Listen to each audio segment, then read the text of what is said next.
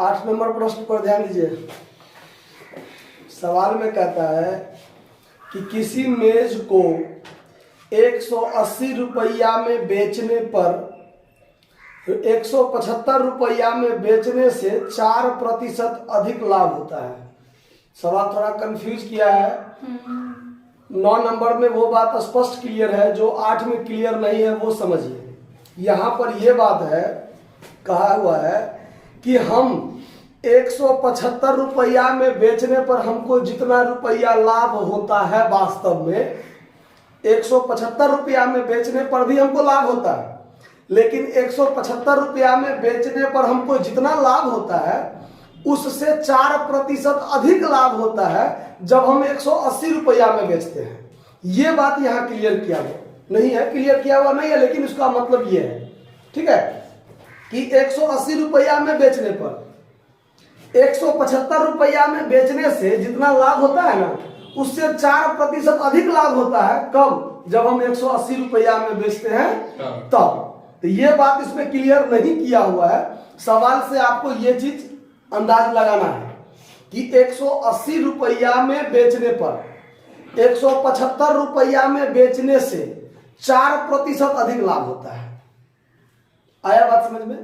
कि हम 180 रुपया में जब हम बेचते हैं तब हमको 175 रुपया में जब हम बेचे हैं उस पर जितना हमको लाभ हुआ है उससे हमको 4% अधिक लाभ होता है। कब? जब हम 180 रुपया में बेचते हैं तब। ये चीज इसमें क्लियर किया हुआ नहीं है, लेकिन इसका मतलब ये है, ये चीज आपको ध्यान रखना है। वैसे 9 नंबर में ये बात स्पष्ट क्लियर किया हुआ है। 8 नंबर में देखिए हम क्या लिखते हैं, हम लिखते हैं कि माना कि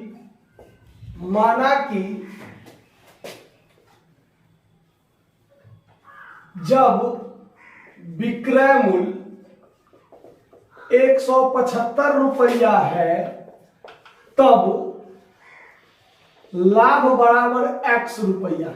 मान लिए हम कि जब हम 175 रुपया में बेचते हैं तब हमारा लाभ कितना है? x रुपया है, मैंने ये माना है, ठीक है। तो हमारा क्रय मूल्य कितना होगा? तब हमारा क्रय मूल्य हो जाएगा, विक्रय मूल्य में से लाभ को घटा दीजिए, विक्रय मूल्य में से लाभ को घटा दीजिए, तो वो आपका क्या हो जाएगा? क्रय मूल्य हो जाएगा। समझ में आ रहा बात? कोई दिक्कत नहीं ना? ठीक है। अब देखिए, अब प्रश्न से, ठीक है, जब विक्रय मूल्य आपका 180 रुपया होता है, जब विक्रय मूल्य आपका 180 रुपया होता है तब आपका लाभ जो होगा वो पहले जितना लाभ था ना उसका 104%। उसका कितना? ये बात आप लोगों को शायद नहीं समझ में आया, ठीक है। अब समझाइए, फिर से देखिए एक बार। 180 रुपया में जब हम बेचते हैं तब हमारा लाभ पहले जितना लाभ हुआ था उससे 4% अधिक है, उससे उतना तो होगा ही, उसका 4% और ज्यादा होगा। यही ना हुआ बात? इसका मतलब इतना लाभ तो होगा ही, लेकिन x का 4% और उसमें क्या कर दीजिए? जोड़ दीजिए, तब ना आपका लाभ होगा। समझे? तो अब ये जो क्लियर कीजिएगा आप, तो इसका हो जाएगा 100। देखिए इसको हम कैसे 104 किए थे वो समझिए। अब इस दोनों को यदि आप जोड़िएगा, इसको फिर मिटा देंगे समझा के, कि x प्लस 4x बटा 100 भिन्न जोड़ कीजिएगा इसका, तो 100x प्लस 4x बटा 100 मतलब 104x बटा 100 हुआ ना।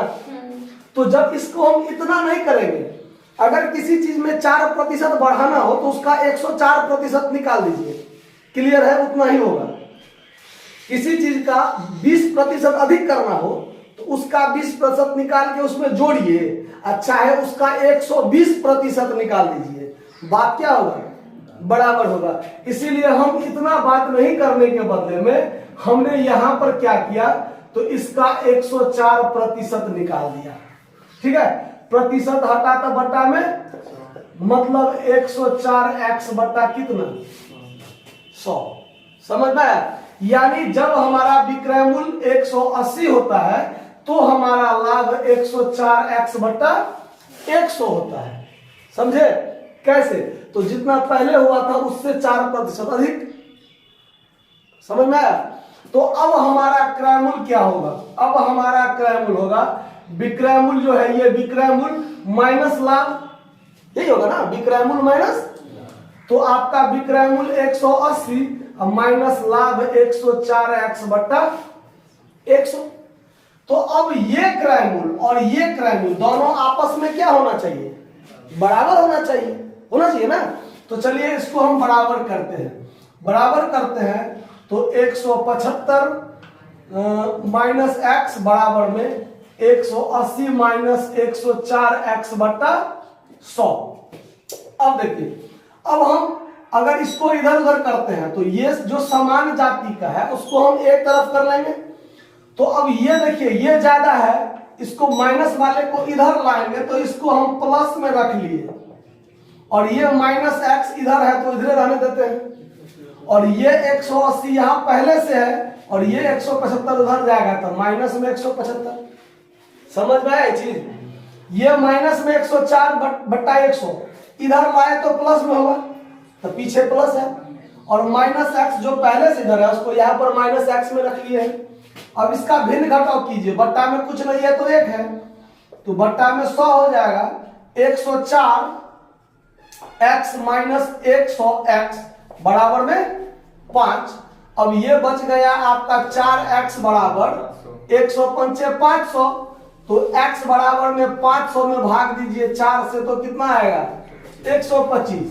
अब यहां पर ध्यान दीजिए आपका लाभ बराबर निकला 125, आंसर में 125 दिया हुआ है जो गलत है। प्रश्न में कहता है कि आप लागत मूल्य बताइए। क्या बताइए? लागत मूल्य। तो हमारा अभी लागत मूल्य नहीं आया है 125, ये हमारा लाभ आया है 125 और आंसर में 125 कर दिया है, वो गलत है। लागत मूल्य 125 नहीं होगा, लाभ 125 होगा। क्या होगा? हम इसको सत्यापित कर देते हैं, आप टेंशन नहीं लीजिए। लाभ 125 तो आपका क्रय मूल्य कितना होगा? क्रय मूल्य होगा 175 माइनस 125 कीजिए। 175 माइनस x है ना, 175 में से x का वैल्यू घटाइएगा यानी 125 घटाइएगा तो क्रय मूल्य आपका कितना आएगा? यानी आपका क्रय मूल्य पूछ रहा है कितना, तो वो क्रय मूल्य 50 होगा। ये आपका आंसर है। समझे बात? अब देखिए, अब सवाल में कहता है सत्यापित करने वाली बात हम बताते हैं कि आपका क्रय मूल्य कितना 50 और आपका लाभ कितना 125। कब? जब आपका विक्रय मूल्य 175 था तब। लेकिन जब हम 180 में बेचेंगे तो हमारा लाभ, अब थोड़ा साइड से बता रहे हैं, ध्यान दीजिए। जब हम 180 में बेचेंगे, जब 180 में बेचेंगे तो लाभ कितना होगा? तो लाभ होगा 180 में से 50, क्रय मूल्य आपका 50 है तो आपका लाभ कितना 130 होगा। यानी पहले आपका लाभ कितना था 125 था पहले, अब लाभ कितना हो गया 130, यानी 5 रुपया बढ़ा है। कितना बढ़ा है? 5 रुपया बढ़ा है ना। यानी 125 का यदि हम 4% निकाल लें तो 5 रुपया होना चाहिए ना, तब ना इससे 5 रुपया ज्यादा लाभ हुआ ना। और सवाल में क्या कहता है? जितना पहले लाभ हुआ था उससे 4% अधिक लाभ होता है। पहले 125 लाभ होता था, अब 130 लाभ होता है। तो पहले 125 था, उसका 4% अगर निकाल लें, क्योंकि ये 5 रुपया ज्यादा है, 125 से 130 कितना ज्यादा है 5 रुपया। मतलब 125 का 4% 5 रुपया होना चाहिए, तब ना 130 रुपया लाभ होगा। तो 125 का 4% निकाल दीजिए बट्टा 100, 4 से 25 चौका 100 और 25 पंच 125, यानी 125 का 4% 5 रुपया होता है। और 125 में 5 रुपया जोड़ दीजिए, यानी 125 का 104% हम यहाँ निकाले थे ना, x का 104%, तो 125 का 104% निकालिए तो 130 आपको हो जाएगा। क्यों? तो 4% तो कितना होता है, 5 रुपया ना। अब 5 रुपया उसमें जोड़ दीजिए, अपने आप में 100% है, उसमें 4 रुपया जोड़ दीजिए तो 104 हो जाएगा। तो 125 में 5 जोड़ दीजिए 130 हो जाएगा। समझे बात? तो आपका जो प्रश्न का जो आंसर दिया हुआ है वो है 125, जो गलत है। आपका 125 लाभ होता है और क्रय मूल्य कितना होता है, 50 रुपया। ठीक है, तो इसको आप नोट कीजिए, इसको नोट करने की जरूरत नहीं है, आंसर को सही कर लीजिए 50 रुपया। धन्यवाद।